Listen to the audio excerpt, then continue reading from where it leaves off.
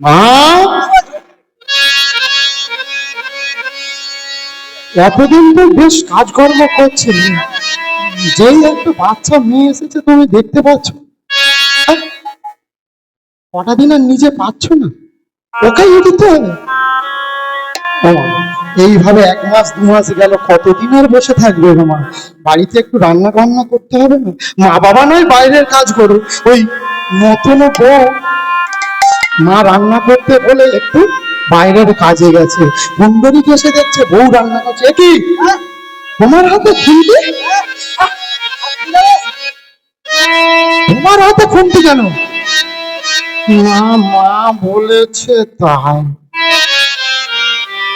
আমার মেয়ের এত সাহস হয়ে গেল, সেই দিন একবার বারণ করলাম, হয়নি। সেই তোমার বাবারে,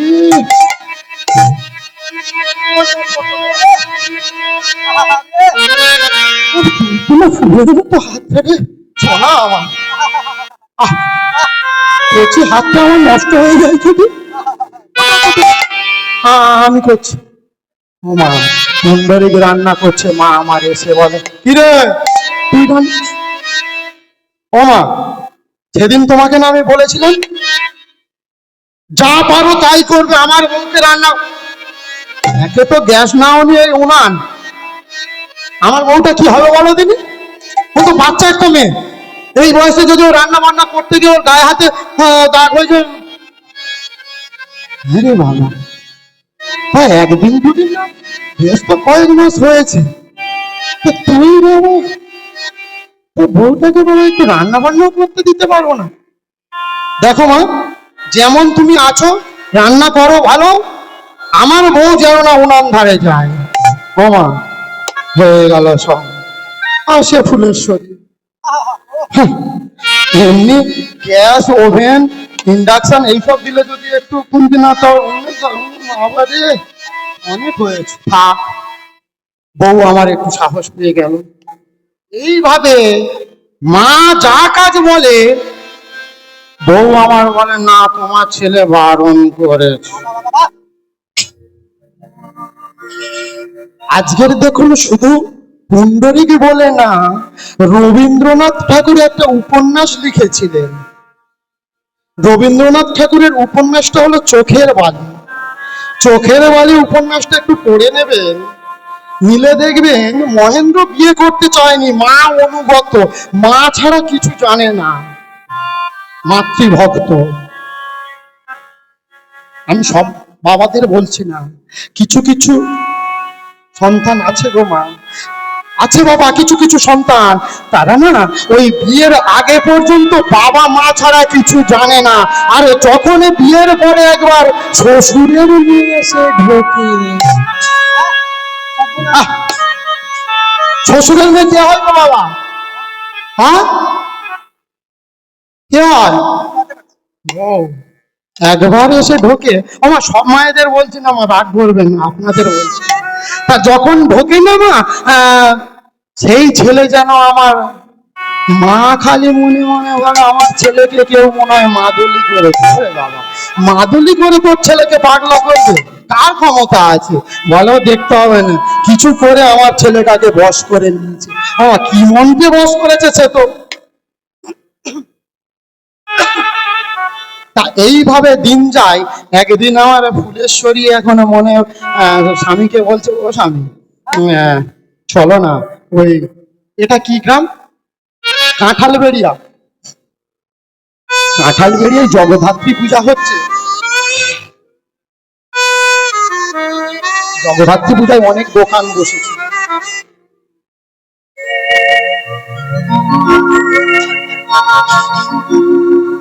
অনেক দোকান বসেছে, গিয়ে একটু ফুচকা একটু এগরোল খেয়ে আসি চলো। অনেক বসেছে তো, ফুচকা এগরোল বিক্রি হচ্ছে, মেলা হচ্ছে, হরিনাম হচ্ছে, আসবে না? বলে ফুচকা এগরোল টেগরোল বসেছে, আইসক্রিম বসেছে, চলো না যাই। বউ যখন বলেছে আমার যেতেই হবে, ওই একদম হাত ধরাধরি করে ছুটেছে, চলো।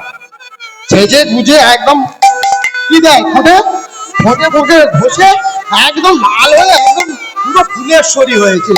হয়ে আর দুজনে চলেছে গিয়ে আর ওই ফুচকা খাচ্ছে আর এদিকে কীর্তনিয়া অরূপ ঘড়ি কি একটা বলছিল এখন কানে গেছে যে যদি কৃষ্ণ নাম করো, যদি হরি নাম করো, যদি তীর্থে তীর্থে ভ্রমণ করো, তাহলে স্বর্গে যেতে পারবে, ভগবান পাবে।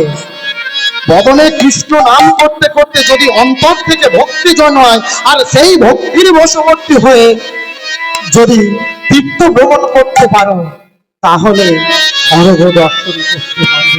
এই কথাটা যেই না ওই আমার ফুলেশ্বরী বৌমণি শুনেছে,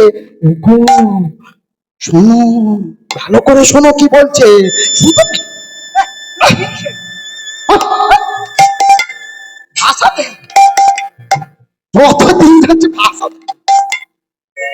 খালি ফুচকা খাচ্ছে আর একদিকে এগ রোল খাচ্ছে।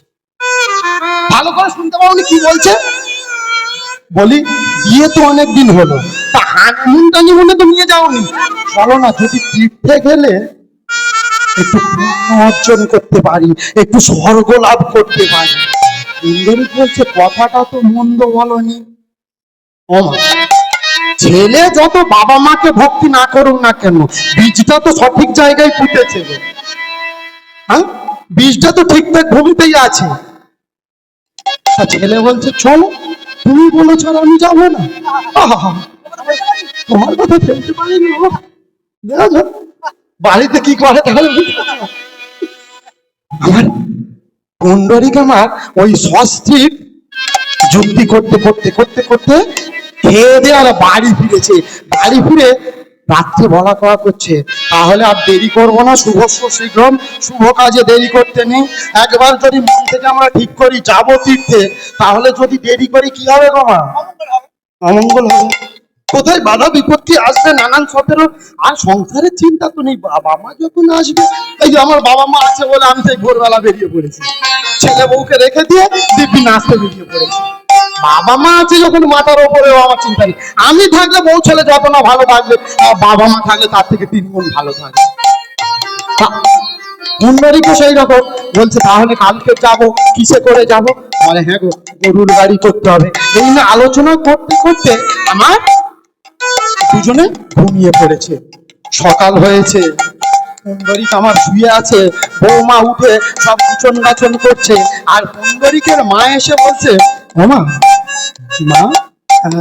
এইসব জামা কাপড় গুছিয়ে নিচ্ছ, মা কোথায় যাবে গো? কেন কোথায় আবার যাবো? কালকে রাত্রেবেলা একটু যেন শুনছিলাম তোমরা তীর্থে যাবে, কোথায়? বুড়ি তীর্থে যাবো মানে? তীর্থে যাবো মানে? বলি যত বয়স হচ্ছে কান পাতা সব, বুড়ো হলে নাকি কানে কম শোনে। তা তোমার বুড়ো যত হচ্ছে আমাদের জানলার সামনে কান পাতাটা গেল না? হ্যাঁ কবে এই স্বভাবগুলো যাবে? বলে এই যে শুনছো, এই যে তোমার মা দেখো, তোমার মা নাকি বুড়ি, তোমার মায়ের শুধু অবতার দেখো। তোমার মা, আমরা কি আলোচনা করি এইগুলোতেও কান পাতি। এই বুড়ি কে বলেছে আমরা তীর্থে যাবো?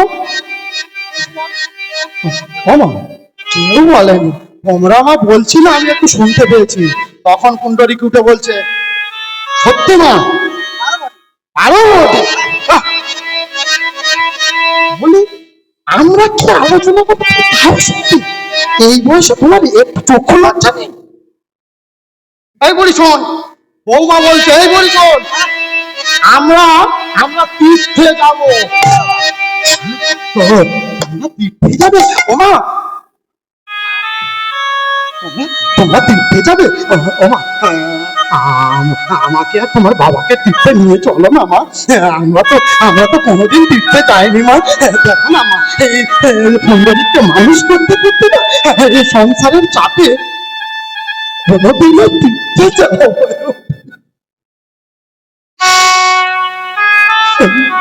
সেই একটু বেলা থেকে এই সংসারের হাল টানতে টানতে এই পুণ্ডরীকে যখন কোলে এলো, ওর পড়াশোনা, ওর ভবিষ্যৎ এই নিয়ে চিন্তা করতে করতে তোমার বাবু যে টাকা অর্জন করেছিল না, যাওয়ার মতো আর হয়নি। তোমরা যখন তীর্থে যাবে আমাদের নিয়ে চলো না। এই আমরা এই বয়সে যাবো তীর্থ ঘুরতে, অন্য তোদের যেতে হবে?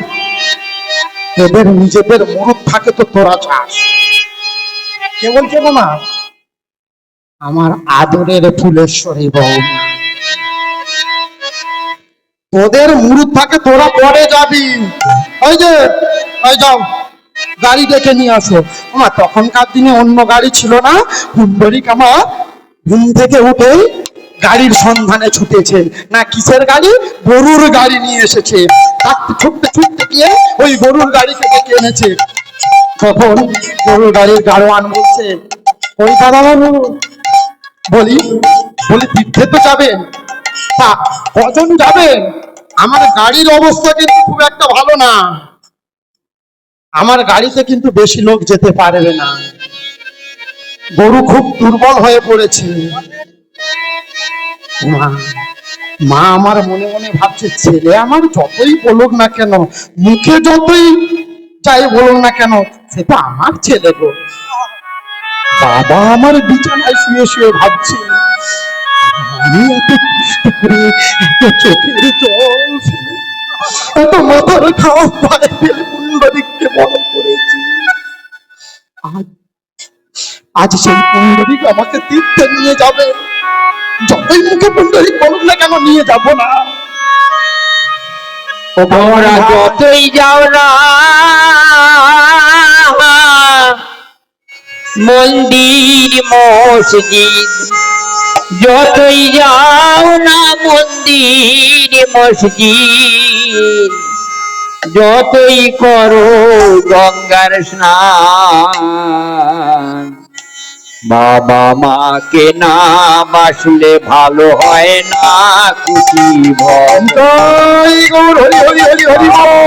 কে না বাসলে ভালো হয় না খুশি ভগবান।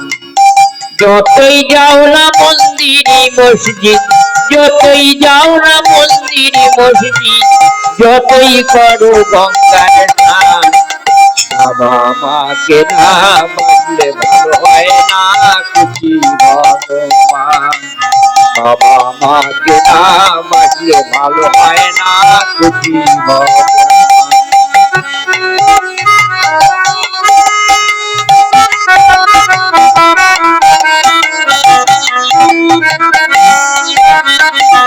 বাবা মাঝে জগৎ সেনা এ ভব সংসারে,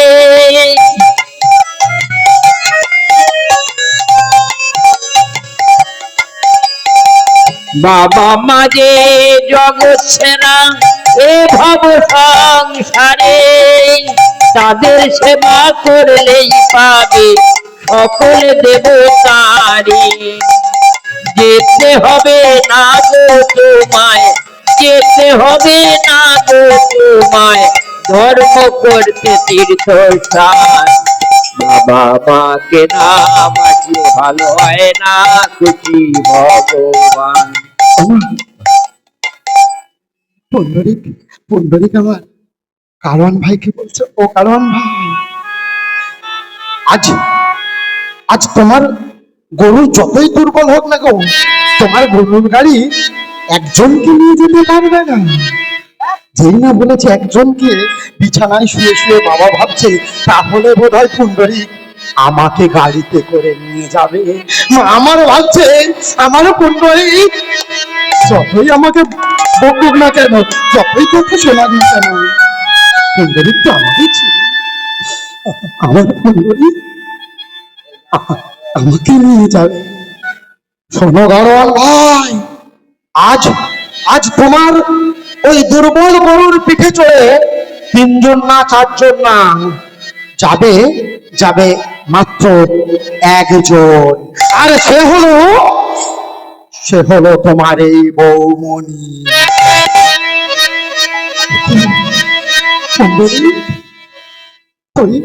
তুই কি তবে সত্যি আমাদের নিয়ে যাবি না বাবা? ওদিকে বাবা বলছে কুণ্ডরী, হ্যাঁ ওরে কুণ্ডরী, তোকে তোকে আমি এত কষ্ট করে মানুষ করলাম, তুই কি আমাদের কথা ভুলে গেলি? ওমা, এই জগৎ সংসারে আমরা যতই দেবতা দেবতা করে খুঁজি না কেন গো মা,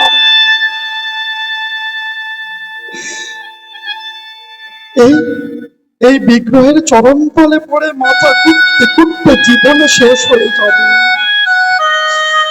এই বিগ্রহ হয়তো সারা দিতেও পারে, কিন্তু নাও দিতে পারে, না দেওয়ার সম্ভাবনাটাই বেশি। কিন্তু আপনি 5টা দিন রোগগ্রস্ত ব্যাধিগ্রস্ত অবস্থায় বিছানায় পড়ে থাকুন, যে বিগ্রহের চরণ তলে দিনে বেলা সময় করে সেবা দিচ্ছে, সেই বিগ্রহ কিন্তু সেদিন একটা বার মাথায় হাত দিয়ে বলবে, ওরে ওরে অরূপ, তুই তুই ভালো আছিস? কিন্তু কিন্তু যে পিতা মাতাকে এত কষ্ট যন্ত্রণা দিচ্ছে, শিক্ষা দীক্ষা জ্ঞানে বড় হয়ে চাকরি পেয়ে শহরে চলে গেছে, গ্রামে বৃদ্ধ পিতা মাতাকে দেখার জন্য অর্থ পর্যন্ত পাঠান না, তারা কেমন আছে তাদের দেখতে পর্যন্ত আসেন না, সেই পিতা মাতা কিন্তু যদি একটা বার খবর পায় সন্তান রোগগ্রস্ত ব্যাধিগ্রস্ত অবস্থায় ছোট্ট ছোট্ট পাগলিনী হয়ে পৌঁছে গিয়ে মাথায় হাত বুলিয়ে বলবে, হ্যাঁ রে বাবা, কি হয়েছে? তোর কোনো ভয় নেই বাবা, আমি আছি তোর কাছে, এই দেখ তোর বাবা আছে, তোর কোনো ক্ষতি হবে না। আসল দেবতাকে ও মা, রক্ত মাংসের মুক্ত প্রতীক হয়ে এই জগৎ সংসারে আসল দেবতা তো আপনাদের মতো পিতা মাতা। আমরা সত্যিকারের দেবতাকে যদি না চিনতে পারি, ওই বিগ্রহের চরণ তলে পড়ে কাঁদলে আমাদের কি হবে?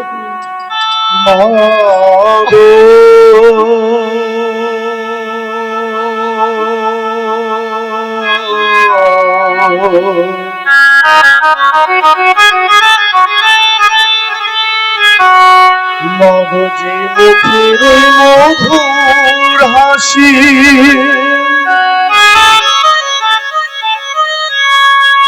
দেখে মন জোড়ায়,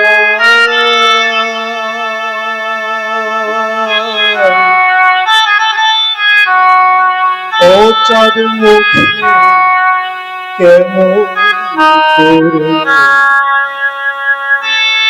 আগুন দেওয়া যায়,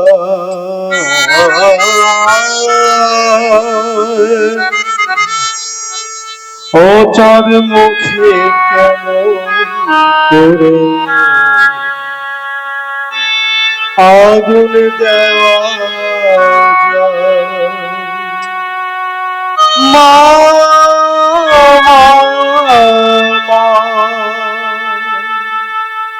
মগো মা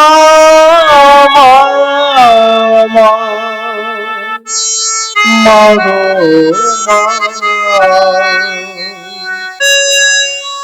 বিশ্বভূম সবাই মাগো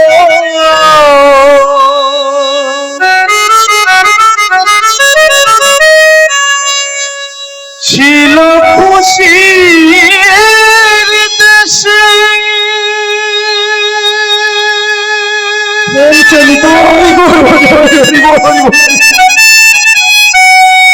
সব কিছু ভুলে রইলে ভালোবেসে মাগো,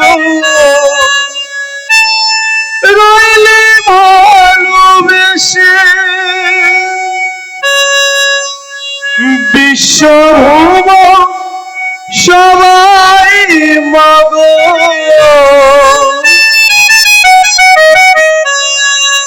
ছিল খুশির দেশে,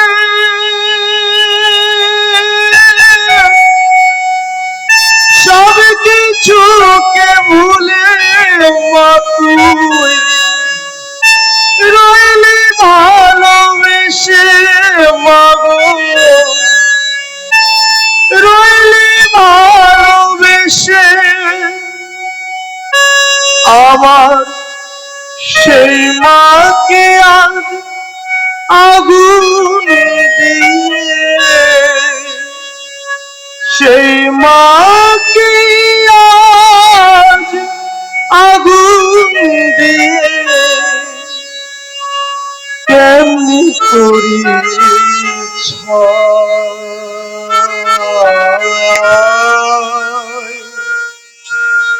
ও চাঁদ মুখে কেমন আগুন দেওয়া যায়। আমরা সন্তান সম্পত্তি হয়েছি, ও চাঁদ মুখে আজ সন্তান পিতা আগুন দেওয়া যায়। সংসার এইভাবেই চলতে থাকে।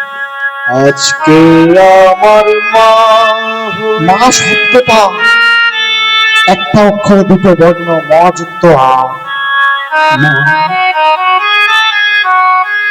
মা কি জিনিস? 10 মাস গর্ভে ধারণ করে মা আমাদের রাখতে পারে। সেই মায়ের গর্ভে সন্তান কিন্তু কখনো ভার হয় না, কিন্তু সেই বাবা মা যখন বৃদ্ধ হয় তখন সন্তানের কাছে কিন্তু সেই মা বাবা ভার বোঝা হয়ে যায়। কি গো বাবা, হয় না? আজকে এই যুব সমাজের ভাই বোনেদের কাছে, দিদিদের কাছে, দাদাদের কাছে করে জোরে একটা অনুরোধ আমি রাখবো। পিতা মাতা জীবিত থাকতে তাদেরকে দেখুন, পিতা মাতা জীবিত থাকতে তাদেরকে সেবা করুন, তাদেরকে দুমুঠো দুবেলা যেমন ডাল ভাত হয় মুখে অন্ন দিন, নাই বা হলো ভালো মন্দ মন্দা মিঠাই, যেমন আপনি উপার্জন করতে তেমন পারবেন তেমন দিন। শেষের দিনে পিতা মাতা যখন মারা যাবে, মারা যাওয়ার পরে ওই আত্মীয় পরিবর্গ, গ্রাম লোকজন সবাই জড়ো করে ওই লক্ষ লক্ষ টাকা ব্যয় করে শ্রাদ্ধ করে পিতা মাতার আত্মাকে স্বর্গে পাঠানো যায় না। যাই কি বাবা? পিতা মাতা জীবিত থাকতে পিতা মাতাকে সেবা করুন, মারা যাওয়ার পরে খেতে আসবে না। আপনি যতই ওই বেনা গাছের গোড়ায় চাল কলা দিন না কেন, যতই আতপ চালের হব্বি সান্ন দিন না কেন, যতই মন্ডা মিঠাই নিয়ে গিয়ে দিন না কেন, মা খাও বাবা খাও, একটা ভারের জন্য খেতে আসবে না ওই পিতা মাতা। যে পিতা মাতা এত কষ্ট যন্ত্রণা সহ্য করে তিল তিল করে মাথার ঘাম পায়ে ফেলে রোদ ঝড় বৃষ্টি বজ্রপাত মাথায় নিয়ে আপনার জন্য এত কিছু করলো, আর সেই পিতা মাতা যখন মারা যাচ্ছে আমরা কি করে বলো হরি ভাই চারটে বুঝিস তো? অপরাধ নেবেন না। আপনাদের এদিকে হয় কি জানি না, আমি আজকে দাঁড়িয়ে বলছি আমাদের ওদিকে কিন্তু এর প্রচলনটা ভালোই চলছে। বলে যেতে হবে, নিয়েছিস তো? কি গো বাবা, এই জিনিসটা কি সাজে? যে বাবার বাড়ি আমি এসে উঠেছি, ওই বাবা আমাকে যখন এই হরিবাসরে নিয়ে আসছেন, বাবা বলছে বাবা আমি মানুষ মারা গেলে আমি পোড়াতে যাই, কিন্তু বাবা আমি এইসব জিনিস কোনো ছুঁই না। এইরকম বাবাদের চরণে শতকোটি প্রণাম। এইরকম বাবা যেন ঘরে ঘরে জন্মায়, এইরকম বাবার সুপুত্র যেন ঘরে ঘরে জন্মায়, তবেই তো এই সনাতন ধর্ম একদিন সমাজের কাছে শ্রেষ্ঠ আসন নেবে, তবেই তো এই সনাতন ধর্মের একদিন জয়ধ্বনি শুনতে পাবো। কোন বিধর্মীরা সনাতন ধর্মকে কোনোদিন ছোট করতে পারবে না, বলতে পারবে না এই তোর ধর্মে মারা গেলে তোরা তো মদ নিয়ে যাস শ্মশানে ঘাটে তোদের ধর্মে যখন দুর্গা পূজা করিস, কালী পূজা করিস, জগন্নাথের পূজা করিস, বিসর্জনের দিন মদের ফোয়ারা ওড়াস।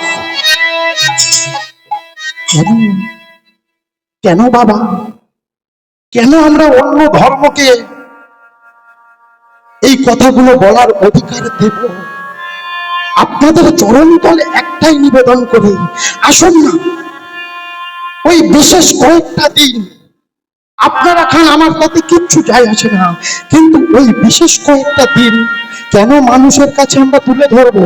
আমাদের ধর্মে আমরা এত দেবদেবীকে ডাকছি, ডাকুন, কোনো খারাপ না, কিন্তু সেদিন দুর্গাপূজা বিসর্জনে মদকে উন্মত্তের মতো নাচছে, একটা ভিডিও ছেড়েছে। আমি সেই ভিডিওয়ে গিয়ে আমি বললাম এই আমাদের সনাতন ধর্ম। তখন দেখি এক ভদ্রমহিলা আমাকে লিখছে, দাদা ভাই আপনি জানেন না এই কথাটা বললেন, মা আমাদের বছরে একদিন আসে, মা চলে গেলে আমাদের কত কষ্ট হয় জানেন, এমনি এমনি আমরা খাই, কষ্টর দুটো ভাই মিটে দানা খানা, মা চলে গেলে কষ্ট হচ্ছে, তোরা এই নিয়ে কষ্ট দূর করছি। এটা কি আমাদের সনাতন ধর্ম? আমাদের সনাতন ধর্মের শত্রু আমরাই, বিধর্মীরা আমাদের শত্রু না। কি গো মা, বিধর্মীরা আমাদের শত্রু? বিধর্মীরা আমাদের পরে শত্রু। আজকাল দেখুন যে নিমাই করে আমরা পাগল হচ্ছি, নিমাইকে পাওয়ার জন্য আমরা হাজার হাজার লাখ লাখ টাকা খরচা করছি, জীবন ত্যাগ করে দিচ্ছি নিমাইয়ের জন্য। সেই নিমাই যখন আমার ঘরে এলো, যখন গোটা পৃথিবীর বুক ছেড়ে যখন আমার বাংলা মায়ের কোলে জন্ম নিল, সেই নিমাইকে আমার ঘরে রাখতে পেরেছিলাম? কি গো মা, সেই দিন নিমাইয়ের শত্রু কারা ছিল? বিধর্মীরা ছিল। কোন বিধর্মী এসে নিমাইকে ঘর ছাড়া করেছে? হ্যাঁ, ওই চাঁদ গাছি এসে আমাদের নিমাইকে ধরে নিয়ে গেছে? আমাদের ধর্মে আমাদের শত্রু আছে। আগে আমাদের নিজেদের ঘর আমরা পরিষ্কার করতে পারিনি, আমরা পরের ধর্মকে দোষ দিচ্ছি। আপনার ঘরে ঝগড়া লাগুক, দেখবে আপনার বাড়ি থেকে পাশের বাড়িকে ঘুষকুড়ি দিচ্ছে। হ্যাঁ, তাই না বাবা?